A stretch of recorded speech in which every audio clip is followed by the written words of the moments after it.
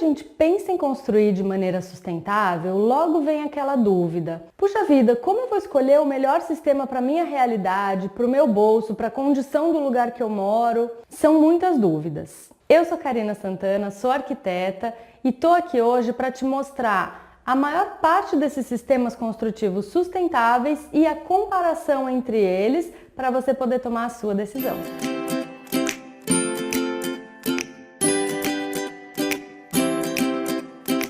Então fica comigo até o final que eu vou mostrar uma tabela comparativa que eu espero que ajude muito. Bom, se você ainda não se inscreveu no canal, se inscreve agora, porque esse daqui é mais um daqueles vídeos que eu merecia que cada pessoa pudesse se inscrever 10 vezes no canal. Brincadeiras à parte, esse vídeo foi fruto de bastante pesquisa, de bastante organização das ideias na cabeça para poder montar esse comparativo e trazer aqui para vocês. Então, se inscreve no canal. Eu já venho pensando em fazer esse vídeo aqui há bastante tempo, mas como eu sabia que ele ia me tomar bastante tempo, eu ia precisar escrever um roteiro bem estruturado, buscar todos os métodos, todos os comparativos, ele ia me dar bastante trabalho. E aí foi quando eu recebi um comentário da Liz Caminha, na verdade não foi um comentário, foi um pedindo para eu fazer um vídeo que tivesse todos os sistemas sustentáveis para a gente poder comparar. Aí eu falei, não, tá bom, vou fazer o vídeo. Então vamos lá. No meu entendimento, na minha visão, a gente tem dois grupos distintos de construções sustentáveis, que eu vou chamar aqui por questões didáticas, tá bom? Esse nome fui eu que dei. Eu vou chamar do grupo das construções artesanais e do grupo das construções industrializadas. São ideologias totalmente opostas para quem olha assim à primeira vista, só que elas têm o mesmo objetivo.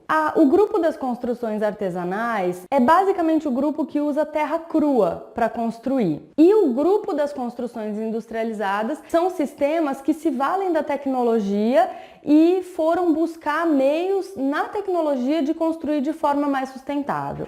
Voltando aqui para o grupo dos artesanais de terra crua, as primeiras construções que a gente tem notícia e de que se sabe da história são feitas de terra. Tem muitas construções feitas de pedra, enfim, de N materiais naturais, mas as construções de terra sempre foram feitas e hoje ainda pesquisas estimam que metade das habitações do mundo sejam feitas de terra crua. Então, eu vou dividir esse vídeo em dois.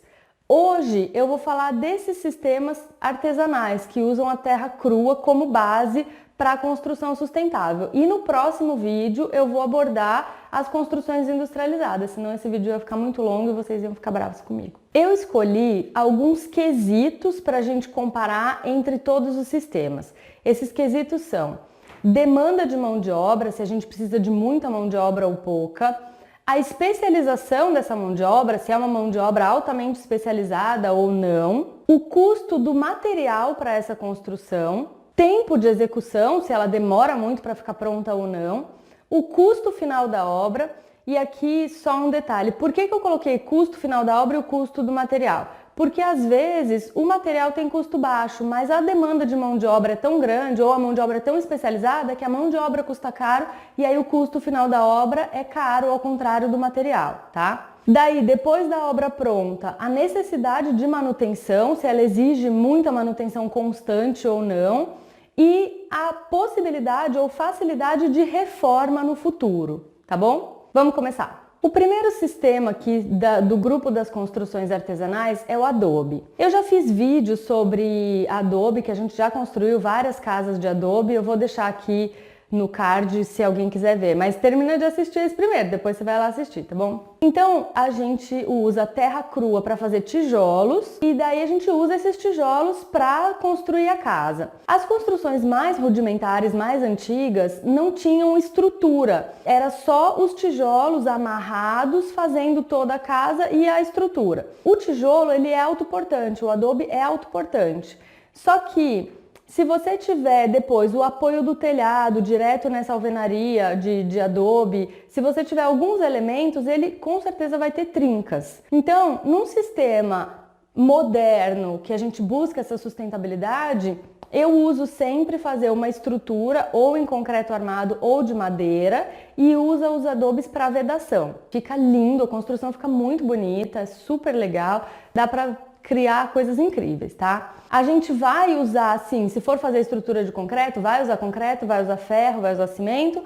mas em toda a vedação a gente vai usar terra crua, não vai usar tijolo queimado, uma série de outras coisas, tá? Então aqui vamos para os quesitos de comparação. Eu tô dando aqui notas de 1 a 3 para todos esses quesitos, onde 1 representa, no caso da demanda de mão de obra, pouca demanda e 3, muita demanda, 2 intermediário, tá? Então a demanda de mão de obra, no caso do adobe, é muito grande porque você tem a mão de obra para produzir os tijolos e depois para construir. Para construir, a demanda é igual a uma construção convencional, mas você ainda tem a etapa de produção dos tijolos. A especialização da mão de obra não é tão alta assim. Se você tiver uma pessoa que saiba bem fazer a construção, que saiba fazer o adobe, consegue orientar uma equipe relativamente grande para todo mundo produzir. Tá? Não é aquele sistema que todo mundo precisa de um treinamento super técnico, super especializado. É nesse sentido que eu estou dizendo que não necessita de uma especialização tão grande.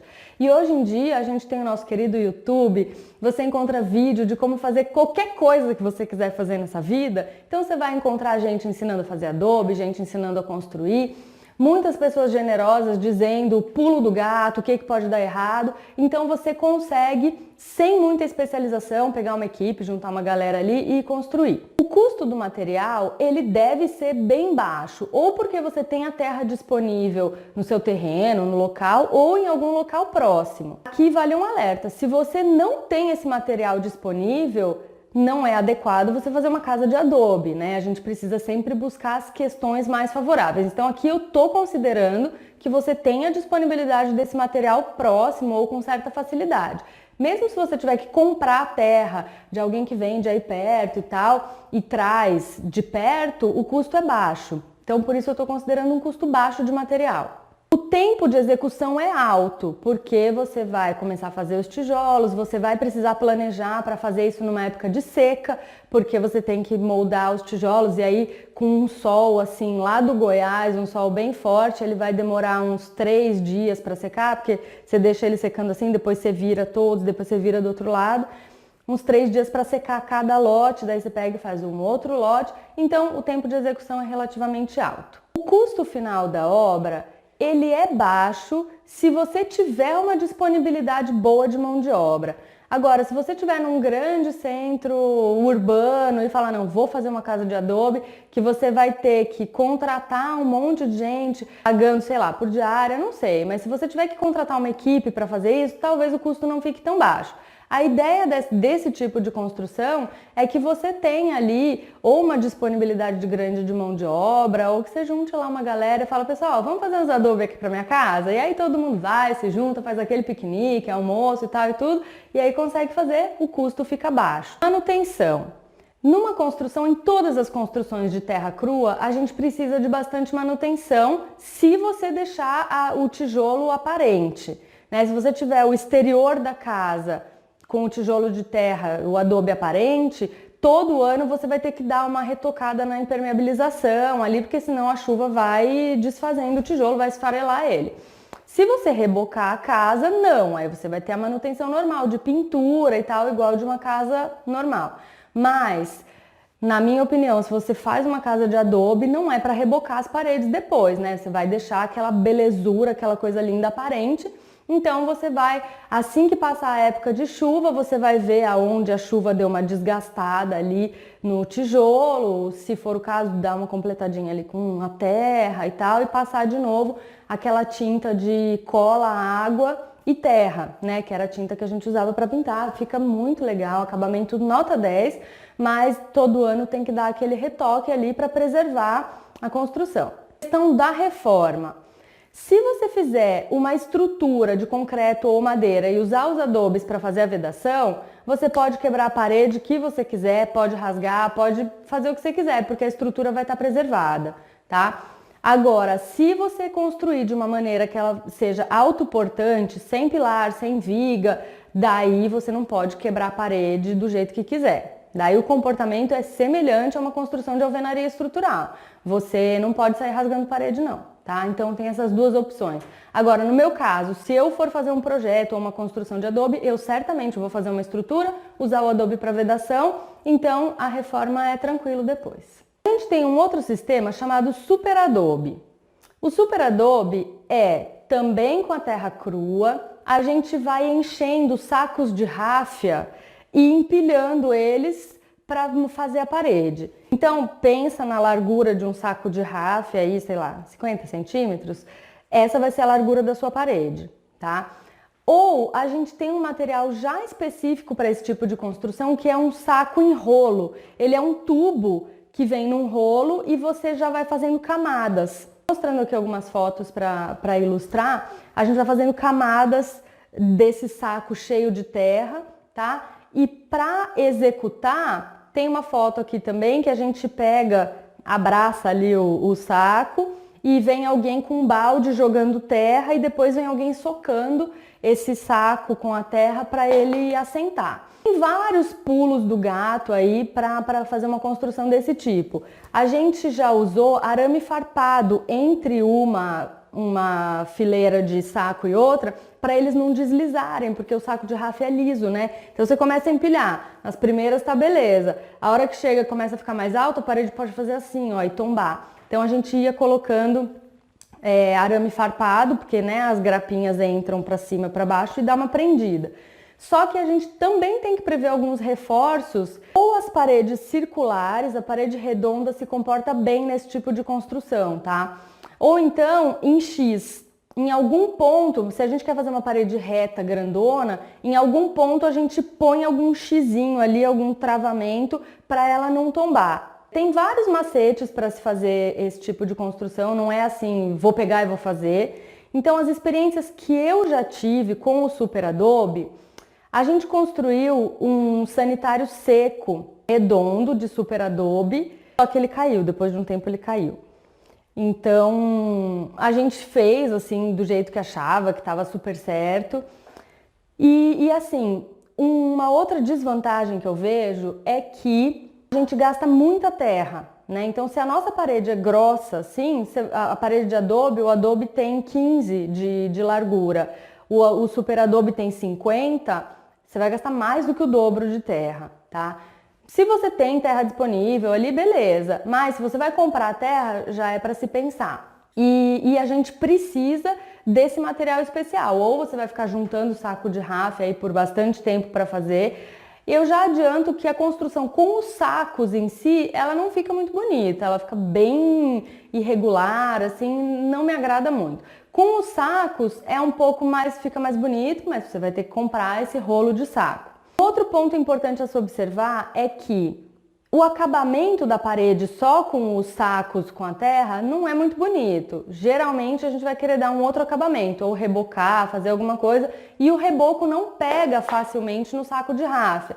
Então a gente tem que prender nos sacos uma telinha de galinheiro, uma telinha metálica, para daí sim rebocar, chapiscar e daí rebocar e o reboco fixar, porque senão o reboco cai, tá? Mesmo às vezes o chapisco, você chapisca ali o saco de ráfia e ele descola depois. Se você falar assim, vou deixar aparente mesmo, quero deixar o saco de ráfia aparente, com o tempo o sol vai dar aquela queimada ali no saco e ele vai começar a esfarelar, vai sair todo, você vai ficar ali só com a terra. Só que assim, enquanto o saco tá esfarelando, fica bem feio, tá? Tô sendo bem sincera. Bom, é uma opção? É, com certeza.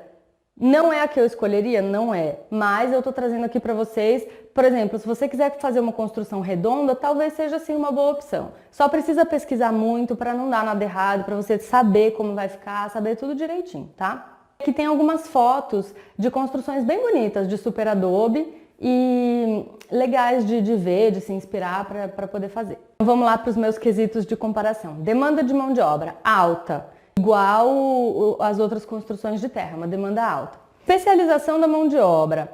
um pouquinho mais especializada do que o Adobe, tá? Por isso eu coloquei aqui 2, porque precisa mesmo alguém ter alguma experiência com esse sistema para não dar ruim depois. No caso, quando a gente construiu lá, tinha bastante gente que pesquisou muito, a gente foi, investigou, fez testes e tudo, no fim deu ruim. O custo do material um pouquinho maior, porque a gente tem que comprar os sacos de rafia ou esse saco tubular. Então você vai gastar um pouquinho mais, você vai ter aí o arame farpado, algumas coisas que vão fazer parte do processo. O tempo de execução é um pouquinho menor do que o do Adobe, porque você já vai usando a terra para moldar no local, então a construção fica pronta um pouco mais rápido, tá?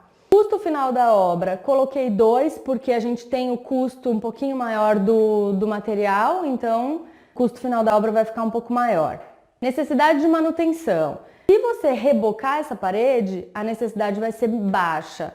Agora, se você deixar só no saco de ráfia, daí eu nem sei como é que vai ser essa manutenção, porque o sol vai estragar esse saco mais cedo ou mais tarde, e aí você vai ter que dar a manutenção na terra que sobrou lá dentro, tá?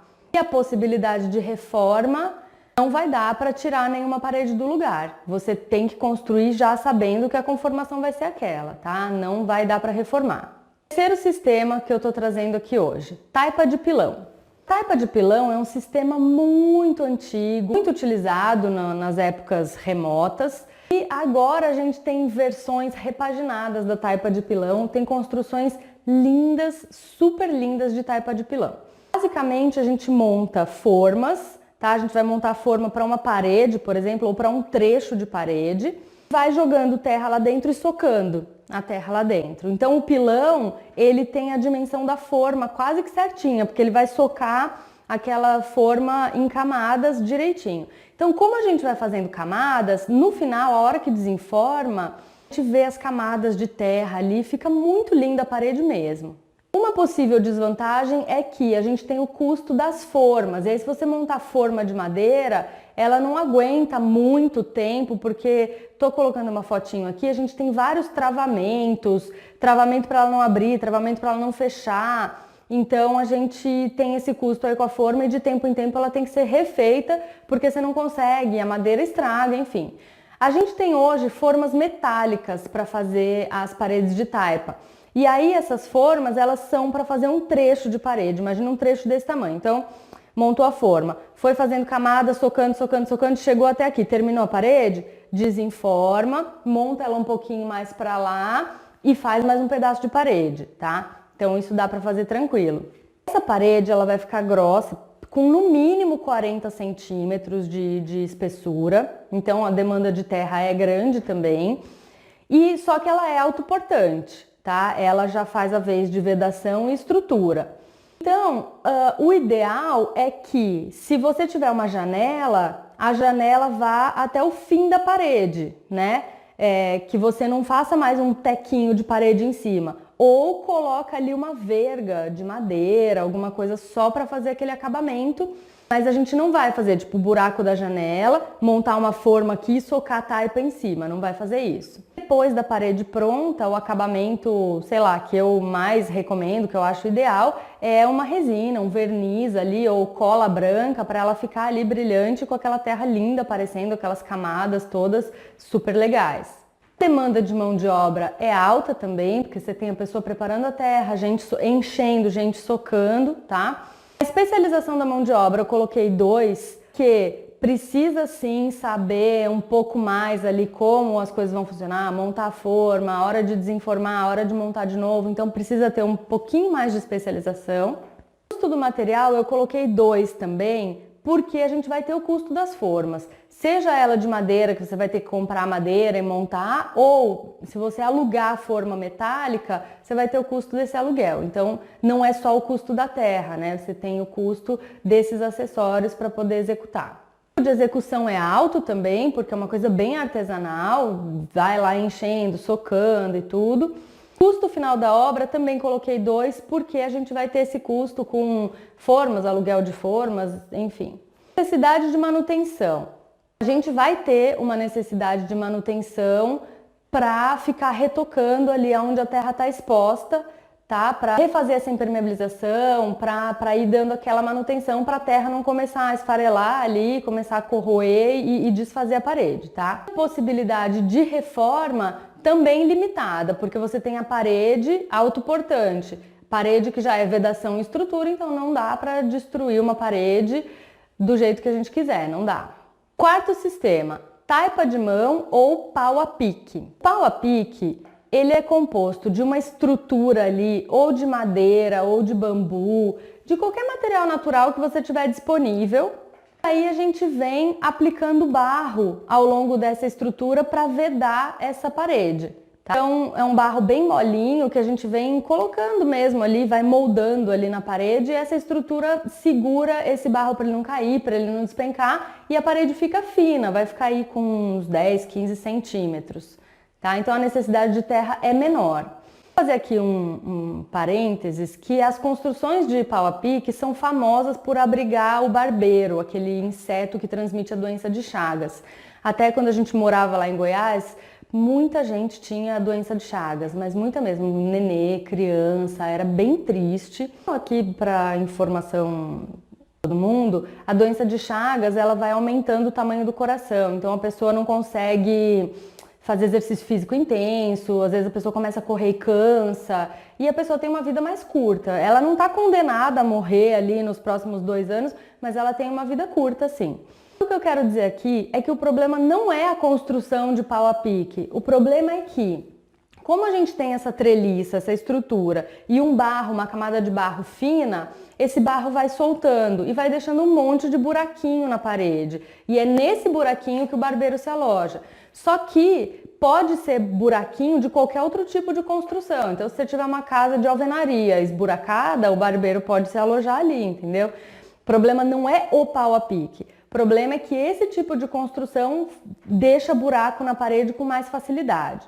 Nesse viés moderno de bioconstrução, a gente consegue fazer construções de pau a pique e deixar a parede lisinha, sem problema nenhum, sem entrada de barbeiro, tá? Daqui é colocando a janela na estrutura para depois colocar o barro. Interessante, porque você vai montar o esqueleto da casa com janela, com porta, com tudo, e depois você vem vedando com barro, tá? Aqui tô pondo uma foto de uma parede de pau a pique bem lisinha, tá? Que não vai ter barbeiro. Mesmo depois que a gente vier e colocar o barro fazendo a vedação da parede, esse barro vai trincar. Depois a gente precisa vir acertando e deixando a parede lisinha desse jeito. Aos quesitos. Necessidade de mão de obra. Grande também, porque primeiro monta a estrutura, depois vem, prepara o barro e vai colocando barro em toda aquela estrutura. Custo do material. Baixo, porque você vai usar o que tem disponível ali, ou bambu, ou graveto, madeira, enfim, o que você tiver para montar a estrutura e o barro que a gente considera sempre que tem custo baixo. Especialização da mão de obra, baixo também, tá? Você vai precisar de alguém ali que saiba montar, fazer aquela treliça, aquela estrutura, mas você pode até contratar alguém para fazer aquilo e depois terminar de vedar a casa toda. Então não é uma mão de obra tão especializada assim. Tempo de execução 3 é alto, sim, porque vai demorar. Custo final da obra eu coloquei 1, porque a gente vai utilizar materiais disponíveis, não tem necessidade de comprar tanta coisa assim, ou alugar nenhum equipamento para fazer, tá? Necessidade de manutenção. Aqui eu deveria colocar um 4, porque precisa muito de manutenção, para não deixar, ou caiu um pedaço do barro, vai lá e refaz. Todo ano, acabou a chuva, vai ter que refazer, vai ter que recolocar barro em algumas partes, então a necessidade é bem alta e precisa mesmo para não ter o barbeiro. Facilidade de reforma? 0, não dá. Como a gente tem ali as treliças e o barro, não dá para destruir parede, tá? E o último sistema que eu estou abordando aqui é o COB. Esse daqui talvez seja o mais artesanal de todos os sistemas com terra crua. Porque nesse sistema a gente vai fazer ali um barro que vai ficar numa consistência de argila e vai moldar as paredes da casa. Simples assim, não tem nada de simples, mas você vai pegar o barro e vai começar a moldar ali as paredes da sua casa, vai botar um andaime, vai continuar moldando, enfim, de maneira bem artística mesmo. Tem vários macetes, vários pulos do gato para fazer uma construção de COB. Por exemplo, você não pode construir mais do que 50, 60 centímetros por dia, tipo na extensão toda da parede, né? Porque senão ela pode cair, deformar, tombar. Então, o ideal, 50, 60 centímetros por dia. A base dessa parede ela vai ser mais grossa e depois ao longo, conforme ela vai subindo, ela pode ir afinando. Aonde a base é mais grossa, você pode colocar, para economizar terra, pode colocar a garrafa de vidro. Sabe aqueles garrafões grandões? Dá para enfiar lá dentro um monte de garrafa, porque a parede só precisa ser grossa para fazer a base. Ela não precisa ser cheia, maciça de terra. Então dá pra gente colocar umas toras de madeira, se a madeira estiver bem seca, dá para pôr umas toras de madeira. E aí dá para criar o que você quiser. O céu é o limite. Dá para pôr as garrafas fazendo os desenhos na parede, dá para pôr as toras fazendo o desenho na parede. Enfim, e aí conforme você vai modelando, você já põe a janela e modela a parede em volta. É bem jóia, assim, Eu não sei se eu teria o capricho necessário, a paciência necessária para fazer uma construção desse tipo, mas admiro quem tem e tem casas bem lindas de cobre. Uma vantagem é que você já pode ir fazendo a casa fechando, fazendo a própria cobertura. Daí só ali naquele miolinho que não vai dar para pôr terra assim, né, no teto, você põe alguma coisa de vidro ou alguma cúpulazinha, alguma coberturinha, mas a cobertura acaba sendo parte da construção de cobre. Então essa é uma das vantagens também. A demanda de mão de obra é alta porque precisa preparar o barro e daí uma galera para ir modelando, porque senão você vai ficar aí tempo modelando essa casa. Então precisa de bastante mão de obra. Especialização da mão de obra, eu coloquei aqui um com asterisco. Não precisa ser uma mão de obra especializada, mas precisa ser uma mão de obra inspirada, sabe? Aquele pessoal caprichoso, assim, aquele pessoal paciente, artista. Precisa. Porque senão não vai ficar bonito, não vai ficar legal. Precisa ter essa paciência, essa coisa de artista mesmo, tá? Custo do material, bem baixo, porque você vai usar o barro e vai usar para botar ali no meio o que você tiver disponível. Tem um monte de garrafa ali perdida, vou usar. Tem um monte de tora de madeira que, sei lá, porque cargas d'água tá ali, vai usar isso. Então, você vai usar o que tem. Tempo de execução é alto, tá? Vai demorar para construir. Custo final da obra, baixo, porque é a mão de obra e esse material que você vai usar o que tem. Necessidade de manutenção, bastante. Você vai precisar cuidar desse barro todo, dessa terra depois de seca, né? Você vai precisar cuidar dela depois da época de chuva, aquela coisa toda, cuidar da impermeabilização. Facilidade de reforma? Não tem, só se você quiser adicionar mais uma parede ali no meio, mas destruir alguma nem pensar. Bom, eu vou colocar aqui a tabela agora comparando todos os sistemas, mas antes disso eu quero fazer um alerta. Nessas minhas pesquisas e buscas para organizar as ideias, eu vi muitos artigos, muita gente falando na internet assim, construa sua casa em 6 semanas, DIY, faça sua casa. Gente, não é assim, tá? Experiência de quem já fez, de quem já acertou, de quem já errou, de quem já viu construção cair. Não é assim. Se você quer fazer, você fala, vou construir a minha casa, eu tenho certeza que você vai conseguir, mas não vai achando que, oba-oba, super fácil, vou pegar de fim de semana, eu e meu filho, e vou fazer. Não é assim. Estuda, pesquisa, planeja, procura conversar com quem já fez, faz uma planilha, coloca os custos todos lá. Não, mas é só terra, não importa. Você sabe de onde você vai pegar essa terra? Você vai comprar? Coloca ali o custo de cada caminhão de terra, tá? Para você saber de fato quanto você vai gastar, para você ter noção das dificuldades que você vai ter. Já pensou que você vai ter que alugar andaime ou pegar emprestado com alguém? Não sei. Começando uma parede aqui no chão, vai encaixando um ali, um no outro, tal. Só que daí, depois de 1,5 m, você não alcança mais, querido. Você vai precisar de alguma coisa para subir, para construir lá em cima. Para fazer o telhado, ninguém alcança. Então, não é assim. Vou fazer minha própria casa, belezinha e tal. Você quer fazer? Tenho certeza que você vai conseguir. Eu consegui. Eu acredito que as pessoas consigam e não tem nada melhor nesse mundo do que morar numa casa que você mesmo construiu, tá? Mas não é oba-oba. Bom, aqui agora a nossa tabela comparativa. Reparem o seguinte, nesse tipo de construção, a demanda de mão de obra é sempre alta, tá? Você sempre precisa de bastante mão de obra. Então, qual é a minha visão a respeito disso? Isso é muito legal, vale muito a pena se você tem, sei lá, um grupo de pessoas e você fala assim, vamos assumir um compromisso aqui de fazer, sei lá, os adobes dessa casa ou alguma coisa nesse sentido, assim, fazer um mutirão. Isso para mim faz muito sentido para construir uma casa desse tipo. Agora, se você não tem gente para fazer, você vai ter que contratar. Se você conseguir ainda contratar uma equipe especializada em fazer adobe, por exemplo, legal. Agora não, eu vou contratar um pedreiro que faz construção convencional, vou pedir para ele fazer adobe. Pode tentar. Eu não tentaria. Então, você precisa avaliar o que você tem disponível, tanto de material quanto de recurso humano, mão de obra, tá bom? Pensa nisso para você tomar uma decisão acertada. Aqui a gente pode ver que o custo de material é sempre baixo ou quando a gente precisa de algum acessório, alguma coisa especial, é um pouquinho mais alto, mas em geral o custo é baixo. Custo final da obra também geralmente é baixo.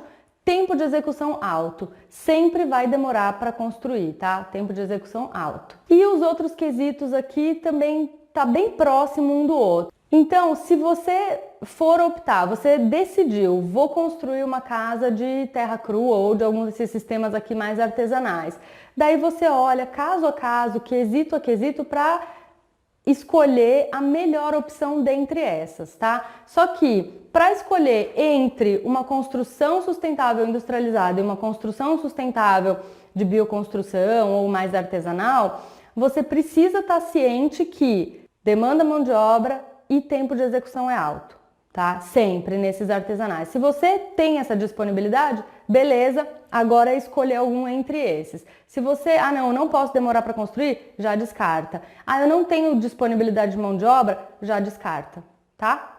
Gente, espero que tenha ajudado. Se tiver dúvida, escreve aqui no comentário que eu vou responder. Eu adoro responder as perguntas de vocês. Se tiver mais pedido, pode escrever aqui também. Me segue no Instagram. Vou deixar aqui embaixo o meu e-mail para contato, se quiser entrar em contato por qualquer motivo que seja, tá bom? E é isso, te vejo no próximo vídeo do segundo grupo de construções. Tchau!